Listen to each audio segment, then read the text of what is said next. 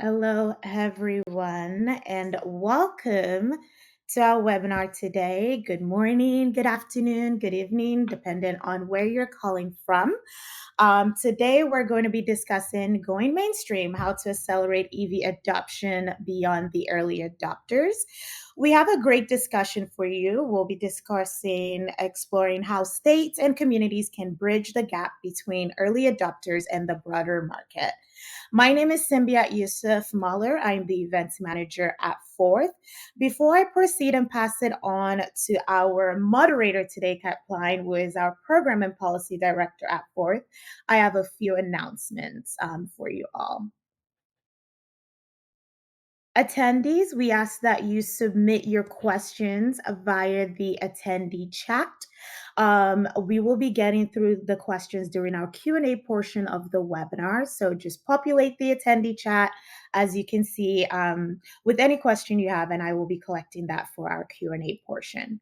We will also be sharing the webinar slides as well as the recording shortly after the webinar. So stay tuned, and if you miss anything, we will cover that in the recap as well. If you're having any difficulties hearing or viewing the webinar today, please try refreshing your website or the screen, and that should typically work. If that doesn't work, please message the presenter, and I will make sure to work with you to get that situated. And if you are new to our webinar or to Fourth, we are Fourth. We are on a mission to electrify transportation. We envision a world where people and clean and equitable transportation systems move everyone and everything. We bring people together to create solutions to help reduce pollutions and barrier to access. Our work is done in 5 focus areas, and we're looking forward to, if you're looking forward to learning more about the work we do at Fourth and some of our white papers, our reports, you can find that on our website, which I'm dropping the link here. And I wanted to use this opportunity to thank our members and sponsors. We can't do the work we're doing, providing this webinar to you all without their support. And if your organization is looking to support Fourth, or become a member, you can directly contact our partnership and membership manager, Rachel Havikamp. We will include her information in the recap email. She is a great person, just in general, to connect to and learn more about Fourth and the work we do. And we have a great conference coming up October 14th through the 16th. In case you might have forgotten, in case this is your first time tuning in, I just have a quick question. Are you already registered for the Roadmap Conference? If you haven't, you should be registered. The conference is just about 3 months away. Can't believe it. 3 months away. And it's going to be happening October 14th through the 16th. We have some great programming cooked up for you all. We have great opportunities to network. So do not miss the opportunity to join Fourth live in person in Detroit in October. I will be dropping the link so you all can register. As you're on the webinar, you can bring your coworkers to the conference. Join us October 14th through the 16th. And I am going to stop rambling, and I will pass it now to our Programs and Policy Director and our moderator today, Kat. Please join me on stage, introduce our panelists, and let's get the show on the road. Thanks, Simbiat. That was awesome. It's really great to be in community today, wherever you're coming to us, and to talk about a really exciting, important topic. I do want to underscore, we would love to see so many of you at Roadmap coming up in October. So please join us. And many thanks to Simbiat and the team who puts together our great webinar series. So before we get started, just want to level set really quickly. Really excited to talk about how we can create EV programs that resonate with everyday consumers, not just the tech savvy or the folks who are environmentally driven. So just some grounding, how this is going to work. Each of our panelists will present on their work, and then we're going to open it up for questions. Feel free to share any questions you may have in the attendee chat, and consider what topics you'd like to explore during the discussion. So I want to turn it over to our panelists now. So speakers, if you could turn on your webcams so I can introduce all of you, That would be great. Here comes Carrie. Here comes Bill. Here comes Jennifer. And here comes Ed. All right, so we have Carrie Atiyeh, who is the principal at Golden Strategies, LLC. We're also very delighted to be joined by Bill LeBlanc, who's the chief catalyst at EV.Energy. Ed de la Fuente, who's a senior program manager here at Fourth, who really works on how we increase access to cars. And finally, Jennifer Zavon, also on the Fourth team, who's a program manager at Fourth, doing really great work in the electric car share space, which might be the first opportunity anybody ever has to drive an electric car and experience how charging works. So really excited to hear from everyone here today.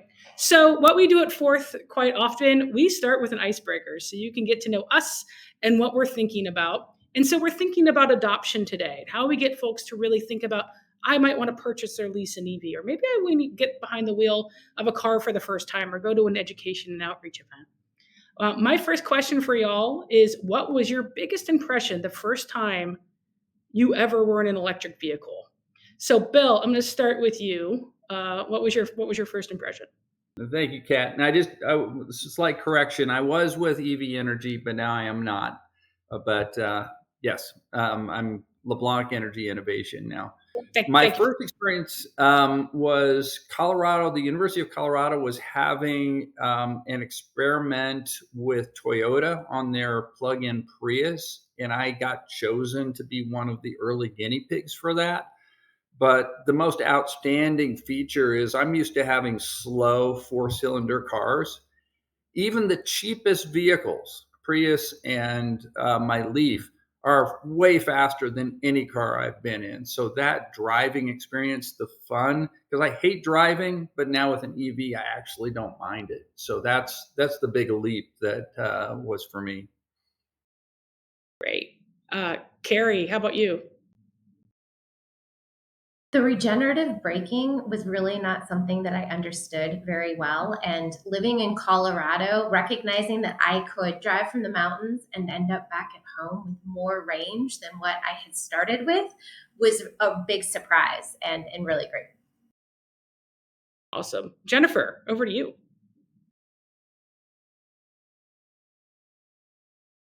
I think you'll have to hit the unmute button, Jennifer.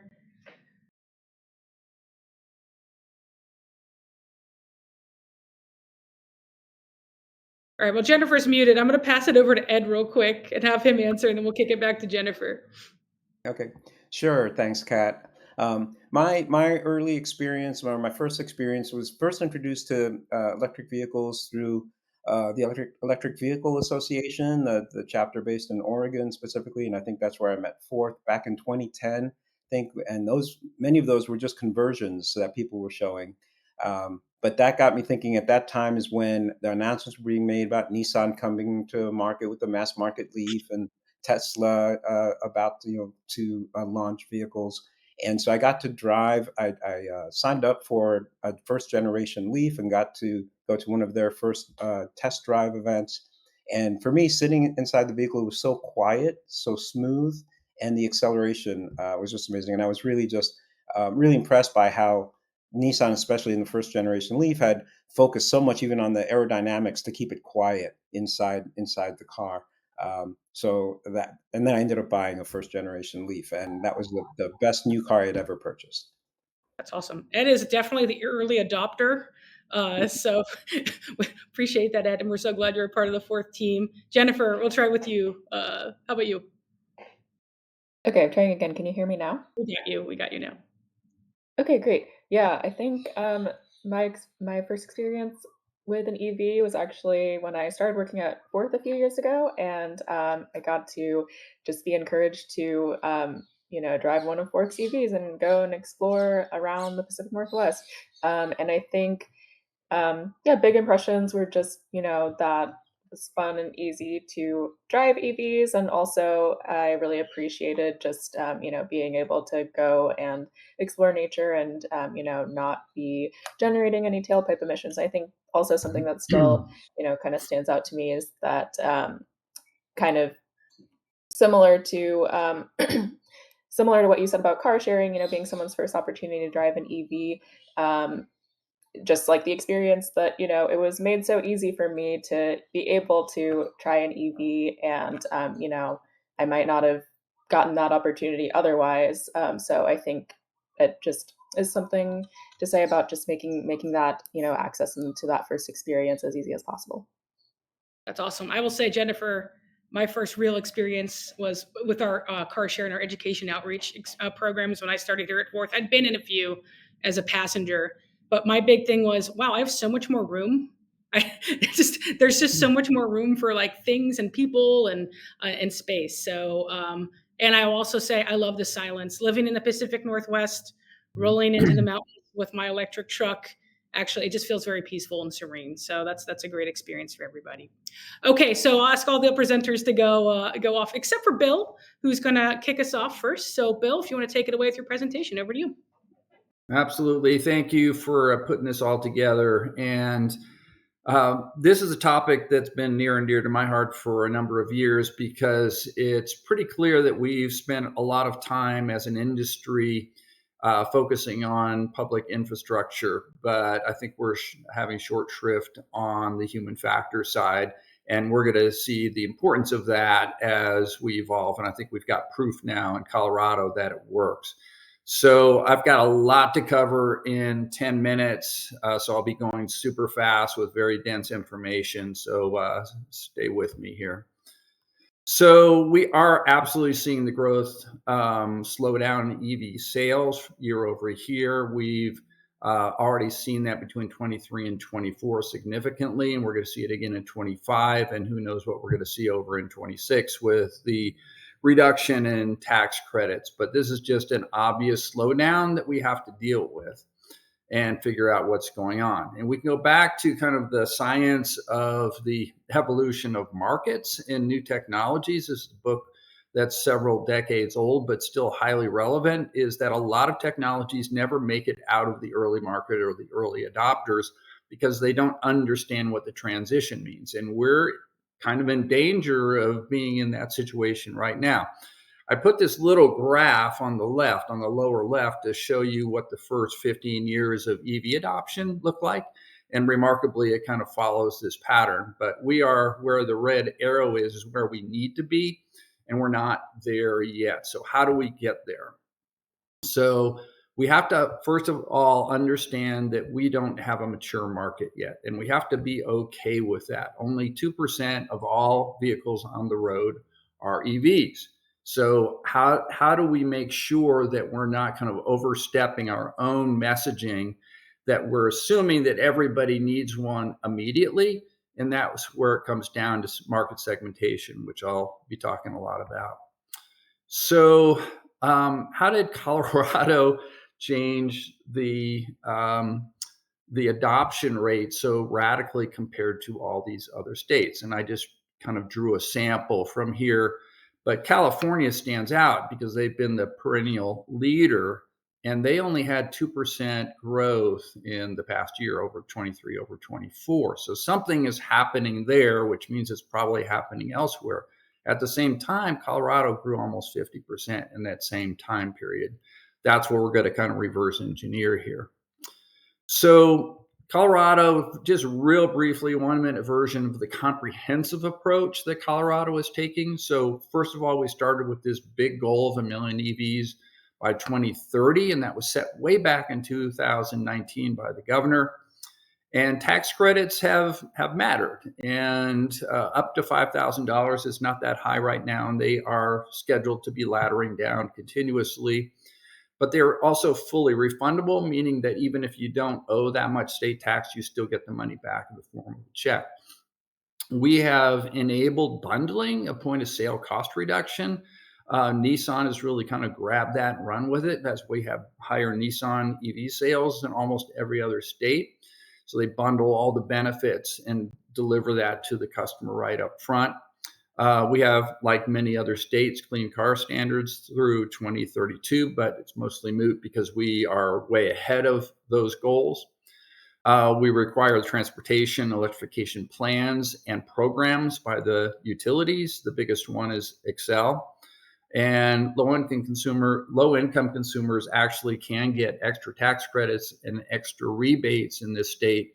And also there's an extra rebate or tax credit for vehicles that sticker price is under $35,000. And almost all of this is funded, I believe, and Carrie, correct me if I'm wrong, by a small tax on both delivery services like FedEx, UPS, Amazon, and rideshare like Uber and Lyft, because those are really transportation heavy industries. And it's not a highly noticeable tax, but it does add up over time. So so one of the things, I'm going back to the consumer behavior, is buyers always have this kind of tug of war whether something is worth it to buy, if it's something new, a new technology, a new computer, new type of TV, etc. But the vehicle, of course, is an immense purchase. And so this risk reward evaluation has to take into account lots of different factors that are very personal. When you get into businesses, it's much more financial, but there's a lot of emotional attachments with vehicles. And so this risk evaluation ends up being really important, because remember that the alternative, the thing that they're used to using, is their current gas vehicle, which works really, really well. So if they don't get an EV, there's nothing that they're really missing out of their lives. Unlike if moving from a horse and buggy to an automobile, or some technologies is like moving from a flip phone to a smartphone. So we have to understand that people don't want to take that much risk, and we have to deal with that. Fellow I worked with while at eSource was Warren Schertzinger, and was part of the Crossing the Chasm book. He says, moving from early adopters to mainstream early majority requires a complete shift in focus. It moves away from technology orientation to a people and human orientation. This is just so important to think about. So as we think about this, the familiar characteristics of the early customers are in direct opposition to the characteristics of mainstream customers. So how does that manifest itself in actuality? Early adopters, and we know Tesla was really leading the way for most of last decade, is environmental causes. Prestige was a big deal. People had chargers at their homes and it fit their lifestyle, whereas majority adopters are going to be looking for value. But look in the lower right corner, is that the fueling needs to be simple as fueling a vehicle, or simpler. And it has to be a complete fueling solution, not these piecemeal things. So that's one of the things Tesla understood early on, and they made charging easy. I don't have a Tesla. Charging it on the road is more difficult. So the other thing that we can take advantage of now that we couldn't before is that in neighborhoods or in areas where there are quite a few electric vehicles, we see the social norms influencing decision making. Now, this is a picture of our Colorado license plate. Any plug-in gets this license plate by default, and at least subliminally, people see this around and say, oh, my neighbors are driving EVs, just like we saw with photovoltaic solar panels on people's roofs. It diffuses from early adopters into mainstream through word of mouth largely. Now I'm going to jump to the research that Colorado Energy Office hired us when I was at eSource to do the deep market research, really, really deep market research, more than I think we've seen with any other organization, as well as collecting best practices and marketing across the US and Europe. And that was the kind of the baseline for the leaps that have been taken now in creating the campaign that Carrie will talk about. So we see kind of this lack of deep familiarity. So you're not going to buy a $40,000 product without being very familiar with it. And so this is still the case. We did the survey in 2020 and again in 2023, and we still have low familiarity.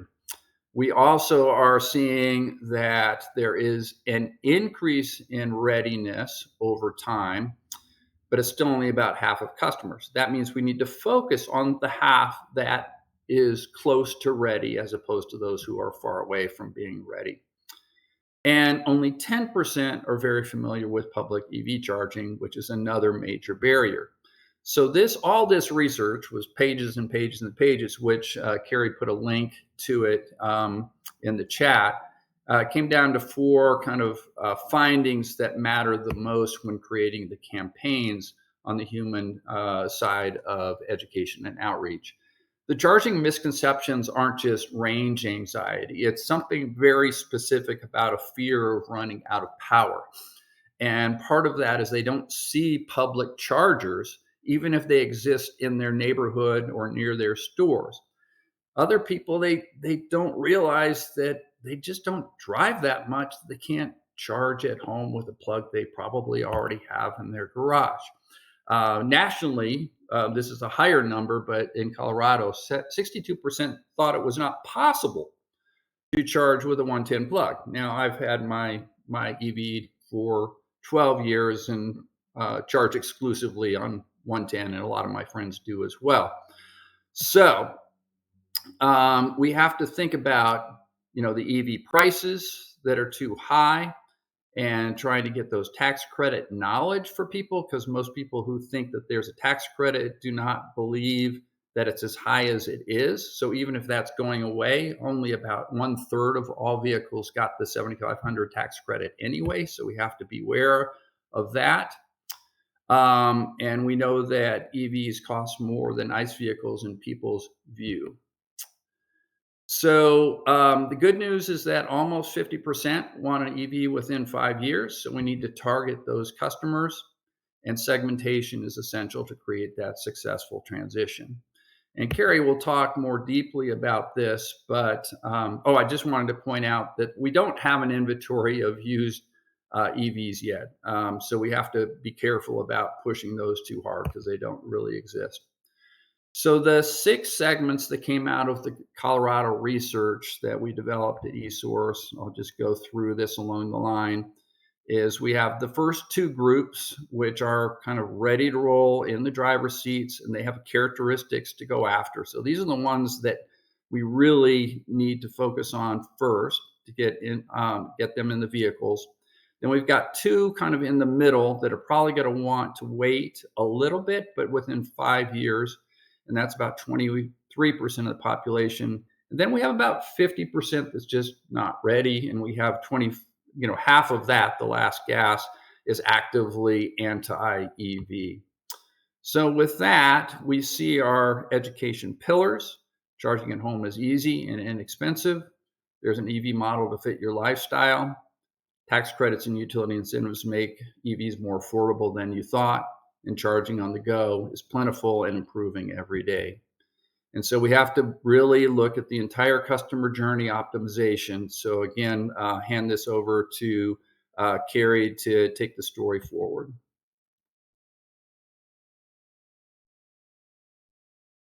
All right, Carrie, if you want to come join the stage. Bill, thank you so much for that and for setting the stage of how did Colorado get to this place where they were leading the country in EV adoption. So Carrie's going to give us a little more data there. So go ahead, Carrie. Great. Thanks so much, Kat, and it's great to be with you all today. My name is Carrie Atiyeh. I served as the Associate Director of Transportation at the Colorado Energy Office and was the Senior Program Manager for the EV Co campaign from 2022 through the middle of 2024. EV Co is the state's first statewide education and outreach campaign that is a partnership between the Colorado Energy Office and the Colorado Department of Transportation with a really great creative team at Edelman. And the campaign had several primary objectives that was really connected to this statewide goal of having 940,000 EVs on the Colorado roads by 2030. So the campaign was very much focused and has been dedicated to increasing consumer awareness about EVs, increasing Coloradans' interest in pursuing EV education and making sure that there is accurate and timely EV knowledge and information available to Colorado consumers, really focusing on increasing that purchase intent across the state of Colorado in all regions of the state, and then driving people to these EV websites, the EV Co campaign, and to partners. So the EV Co website really serves as the hub of the campaign, and EV Co was launched in November of 2022. At that time, there were about 75,000 electric vehicles on Colorado roads, and as of May of 2025, it's nearly 190,000. We've seen market share dramatically increase in this period of time from about 10.5% in 2022 of total passenger vehicle sales to 26% in the first quarter of 2025. In the end of 2024, Colorado was the national leader in EV market sales.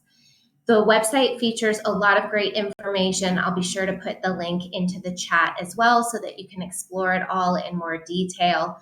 There's key facts and stats that are highlighting purchase incentives, charging, the environmental benefits of EVs. There's a new news page that focuses on the great EV efforts across the entire state. There's links to third-party resources, and partnership is really key in a campaign like this, making sure that we're focusing on real people and EVs in real Colorado settings to tie this to Colorado and our Colorado consumers, and then also ensuring that translation is enabled on the site for all consumers. These primary messaging pillars is what Bill was discussing in terms of the partnership and the information that we utilized from eSource. It was very important in launching a campaign like this to ensure that we understood where Colorado consumers were at in terms of their current knowledge base, where their interests were, and maybe what some of those misperceptions might be about EVs, so that we could ensure that the site and all of the aspects of the campaign were very much focused on the key messaging pillars. So focusing on saving money, both those upfront costs and programs to bring down those upfront purchase price, as well as the savings that an EV can offer over the lifetime of the vehicle. Focusing on charging, whether it's home charging or public charging, and then focusing on transportation emissions as well. The website also offers a shopper tool and a dealership tool, and these are resources that Xcel Energy already had available. And so these were resources that the EV Co website takes advantage of. There's no need to recreate the wheel if there's already great resources available. So having partners like our Xcel Energy utility, as well as with Drive Clean Colorado and Drive Electric Colorado, where they are hosting EV events in local communities where people can come in to be able to talk to EV drivers, be able to get behind the wheel of an electric vehicle for the first time, and also receive EV coaching. The EV Co campaign also has an advisory committee made up with utility representatives, local government and state agency partners, nonprofits, and others from across the state. The campaign does a number of different events or activations over the course of a year. I won't go through all of these, but these are just some of the top performing activations to date over the course of the first few years of the campaign. It is a multi-channel campaign that is focusing on television, radio, and both paid and organic social media. So there have been partnerships with a local TV station at CBS4, focusing on EV tax credits, a partnership with a local radio station, and then a lot of really fun activations highlighting taking a road trip through Colorado or EV trivia. So if you're not already engaged with the EV Co campaign, I can put these links into the chat. Please visit the website, engage on social media. You can watch a lot of great videos on YouTube, and thank you so much for your time. Carrie, thank you so much for that. I also just want to take a quick pause and say there's so much great discussion happening in the chat right now. Just to address something, yes, we will be emailing out all of these slides, all of these resources, and the contact information of all of our presenters. So we'll have that today for you. And I just want to say we love a popping chat. Thank you so much for everyone for sharing resources, for answering each other's questions. This is really a super exciting webinar today. I'm going to pass it over now to Ed De La Fuente from the Fourth team to talk about really like Fourth's approach to outreach and education to help with the next wave of adopters get into an EV. So Ed, over to you. Great. Thanks, Kat. Hi, everyone. Great to be with you today. That's right. I have control of the slides. Thank you. Yeah, so I just wanted to give you a quick overview of what we do in the area of access to electric cars at Fourth. We build programs that will help folks who are traditionally left out of or behind in having access to new technologies like electrification of transportation. And we cover that in 3 areas. The first being EV car share, which Jennifer will be talking about. I'll cover these next 2, which are focused with rideshare drivers, delivery drivers, and other people who use their vehicle a lot for their livelihood, basically, high mileage vehicle drivers. So I'll talk about that. And then our outreach and education area, where we really look to understand and figure out models to effectively communicate with the different communities around electric transportation. And Bill covered some of this, so I'll just add that Colorado has done an amazing job in building the market share of EVs, especially in the last quarter of last year, where they beat out California. But what I wanted to highlight was, and as he and Carrie were saying, if you dig down though, well, first before digging down, as a whole country, right, our adoption rate is still quite low, right, around 2%, depending on which point in time you look at. And that's of vehicles in operation. So yes, we can have, we're building the market share of sales at a time, but people hold their cars for a while. And so the vehicles in operation is really a good measure of where are we on the adoption curve. And I have here this is the original Rogers innovation adoption curve from the book Diffusion of Innovations, which Jeffrey Moore, Crossing the Chasm, was built on. But so if we look at that, and then you go deeper. So rather than looking at the whole United States, you look at a state, you look then at cities. It's going to be very different. Where different communities are at different levels of adoption, and that's where at Fourth we focus in on what are those communities and how do we help them get further along on wherever they are in the adoption curve. And the communities that are still pretty low here are, if you think of low-income exurb commuters, right, who are commuting large distances or long distances into the city for their work. Rural drivers who can be very high mileage vehicle users and would have a great impact to not only the environment, but their own livelihoods by switching to electric. And the same thing with the driving dependent workers. I think those are a very important segment to help understand how an electric vehicle will help them with their livelihoods as well as impacting the environment. So our approach is to look at the specific benefits of a community that an electric vehicle would bring, and then what are their communication needs? How do we connect with those people? And so that's where we focus on here in yellow. That kind of, if you look at the 2 ways that we need to work on advancing electric vehicle adoption, one is awareness and education. The other is enablement by making vehicles more affordable, giving more access to the different communities, as well as making charging more accessible. So focusing in on the awareness and education, as kind of Bill and Carrie were saying, is focusing on the value and convenience as we get beyond the very early technology adopters, or in our case, people who adopt an electric vehicle because of their interest in preserving the environment.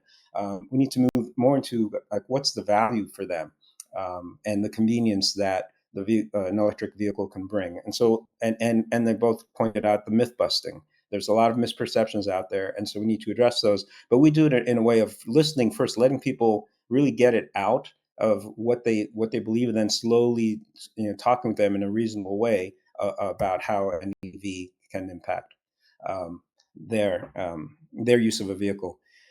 I'll give 3 examples of programs that we've been running. So starting about 2 years ago, and finishing up last year with the state of Washington and their team.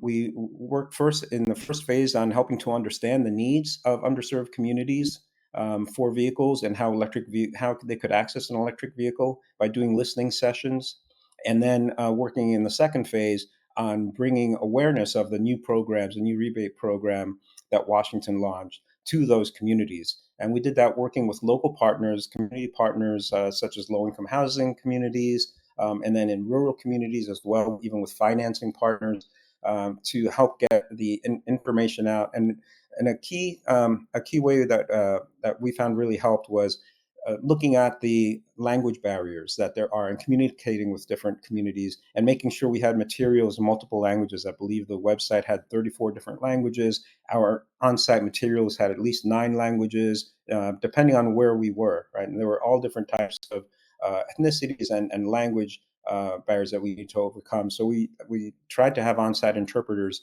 where it made sense as well. Some of the key learnings of this program was that there's kind of this threshold for lower income drivers of looking to keep the cost of their vehicle at or under $200 per month. So they look at the purchase on a monthly basis, not necessarily what that the initial outcome is. So that's kind of a key metric to monitor. And then, as was said before, there was still, how many years have we had state and federal incentives out there, and many people, especially in these lower income communities, do not know about them. So that's something we need to keep informing people about. And then again, the language barriers. We worked in Colorado in the rural communities to understand whether rural county fairs would be effective for EV ride and drives, to give people that first opportunity to sit behind and even drive an electric vehicle.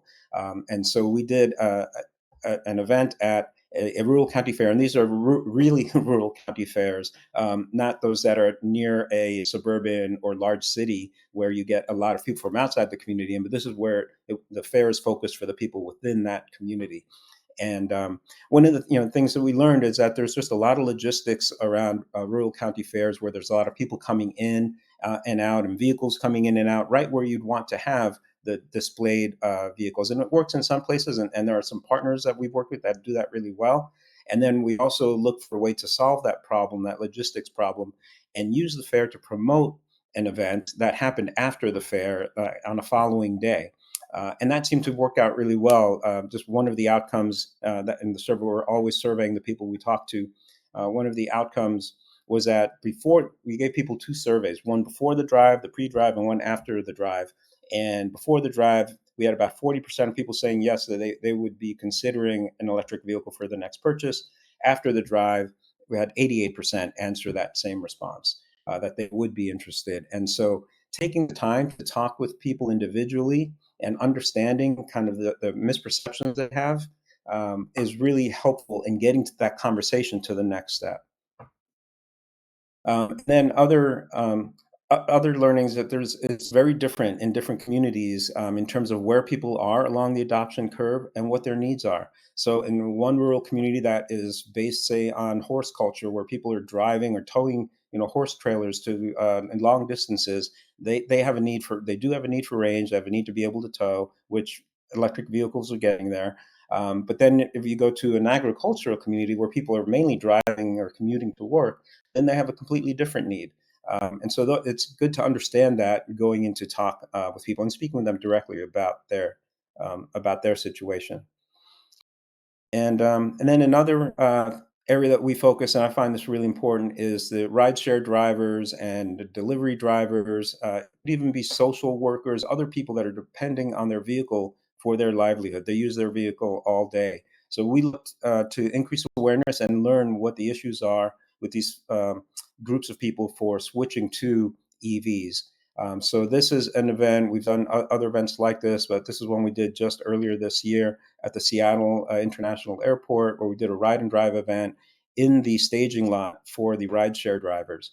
And dealers brought in cars to let them test drive. We surveyed them to understand, again, their needs. One of the things that we learned is that 25% of the drivers here in Seattle were already using EVs.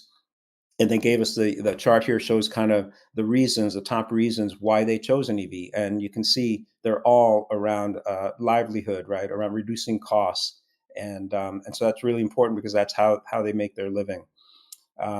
So we surveyed them. We got a chance to talk to them, and it really makes a difference when you get someone inside a car, especially for the first time, and they can see that there are many options available that would fit their needs. That's what we try to accomplish in each of our events. Thank you very much, and I look forward to answering your questions and talking with you.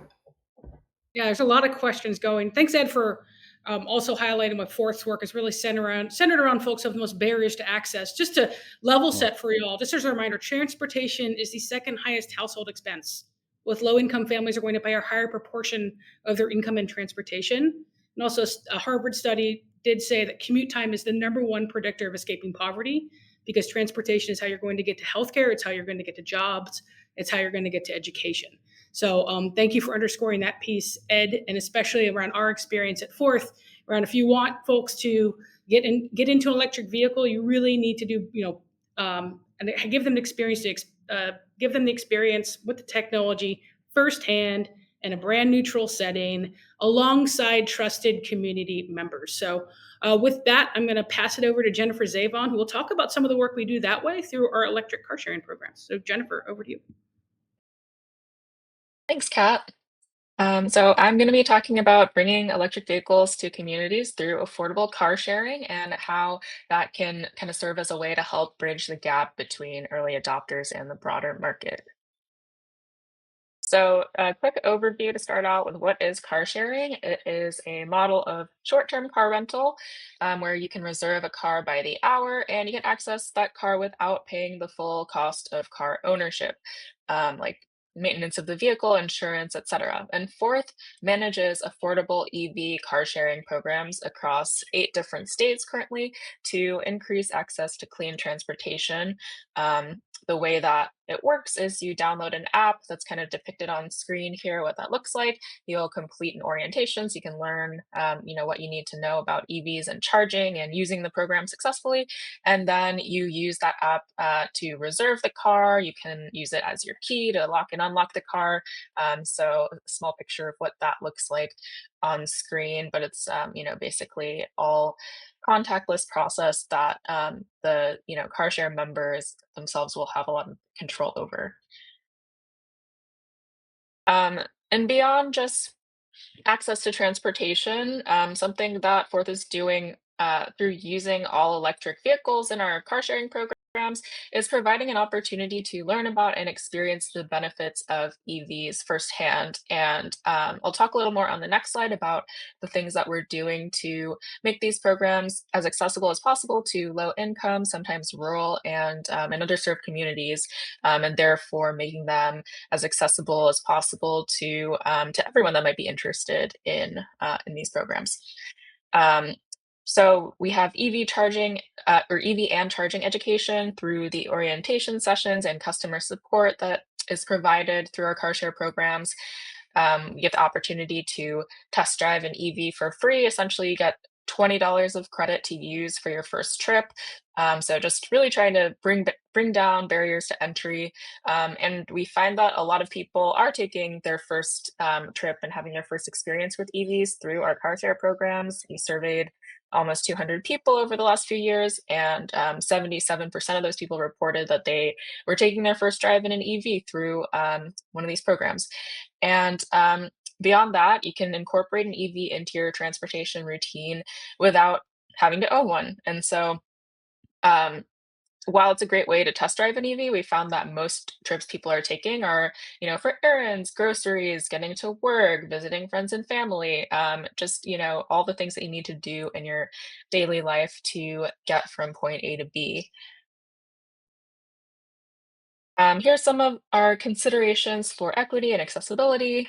So again, the orientation, making sure that people have that education on EVs and charging, especially since we have so many first-time EV drivers in these programs, getting complimentary trip credit and some complimentary EV charging, affordable rates at $5 an hour, $50 per day, We have some flexibility with payment, the payment accepted, and the way that the payment is charged to, make it so that you're still able to take a trip even if you don't have the funds to cover it right away. It doesn't, it doesn't prevent you from taking that trip. And looking at a member first approach to customer support, really just looking at every situation individually, and coming up with fair solutions that support the members and the overall program.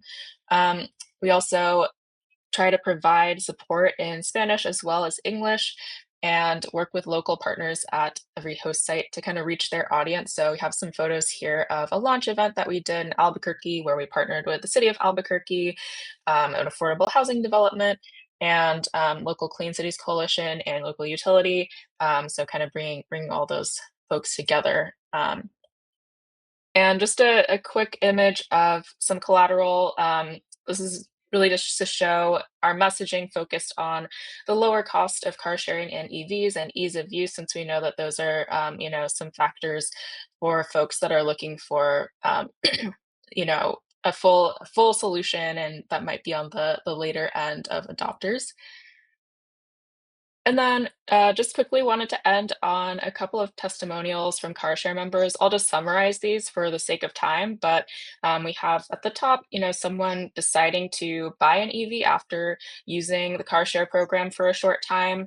Another person considering becoming a zero car household thanks to this program. So I think those kind of demonstrate, different possibilities of, how programs like this can help folks decide that an EV is for them, or can just serve as another model, that you don't have to own an EV, but you could still be using one, take, cars off of the road, which benefits everyone, and make more of those cars electric.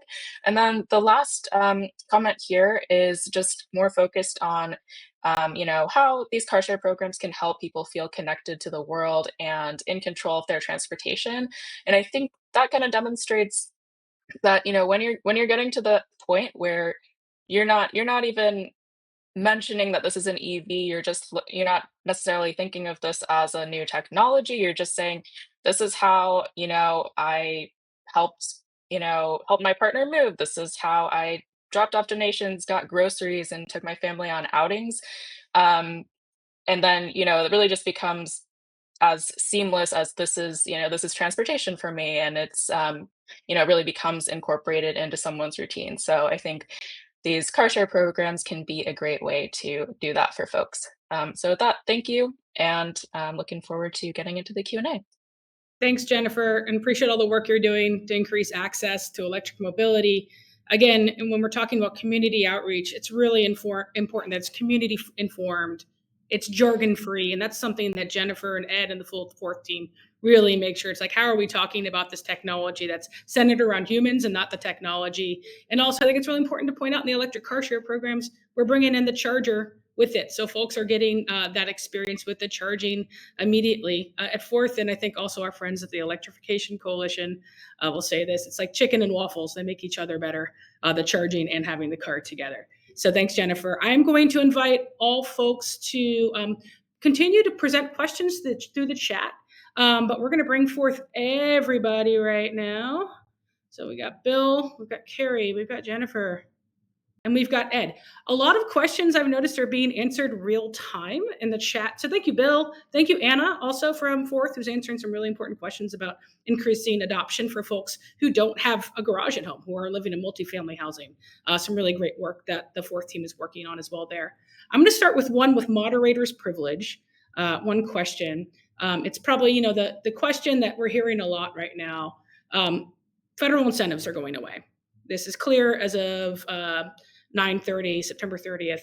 So how can folks address the upfront purchase price of the vehicle? And folks are really in the policy realm when federal incentives are going away, especially when people traditionally buy on the sticker price of the car, not thinking about the total cost of ownership. So I'm going to go with Carrie. I'm going to start with you if you'd like to take that one, and then we'll move around the group.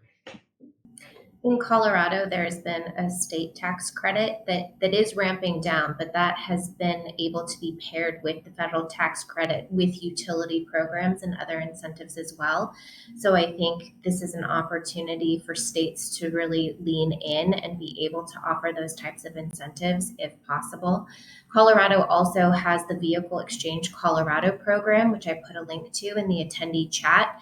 It is a point of sale rebate program that is focused on low and moderate income Coloradans who turn in a high emitting or old vehicle and can buy either a new EV or a used EV. So really being able to focus on those low and moderate income consumers who are going to be the most cost conscious, and being able to offer those incentives going forward is also really important. Bill, I'll toss it to you. What do you think? Yeah, there's a lot to unpack there. So, first of all, we have to understand that only about 1/3 of all vehicle models have been eligible for the 7,500 tax rebate recently because of the new rules under Biden. So, those already didn't exist except with the leasing loophole, which we probably don't have time to get into. But what happens generally when a new technology kind of loses its tax credit, it can go in a couple of different directions. So when Georgia lost their $5,000 credit, then sales went way down. But they also lost their support from the state and the campaigns around it. So one is we have to continue to do the education outreach. But it's also really important to kind of look at other methods. Boulder used a bulk buy with Nissans, and people were coming from everywhere to buy Nissan Leafs, and this was like in the 2017 time. So you can come up with methodologies to make sales, to create sales, and I think lease deals are still going to remain to be very, very affordable. So we just have to keep pushing and pushing. Where I'm scared is, will Ford and GM kind of give up a bit and not try to create efficiencies in manufacturing that's going to put the EV costs lower than all other vehicles? Because that's the key. It's very complicated. So many moving parts. All right, I'm going to move us along because we only have 8 minutes and so many questions to move through. But wanted to hit this one as well. So really, how do you all think that Colorado became the #1 state for EV adoption? We went through a lot there, but if you had to summarize it in a sentence or two, how would you do it?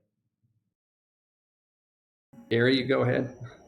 It's collaboration. It is such a huge team group effort across the entire state. So having that really robust goal of having nearly 1 million EVs on the roadways by 2030, pairing that with supportive programs and policies, bringing in this statewide education and information campaign, and then having the partnerships and the support of utilities, local governments, state agency partners, automobile dealers, and the Dealers Association.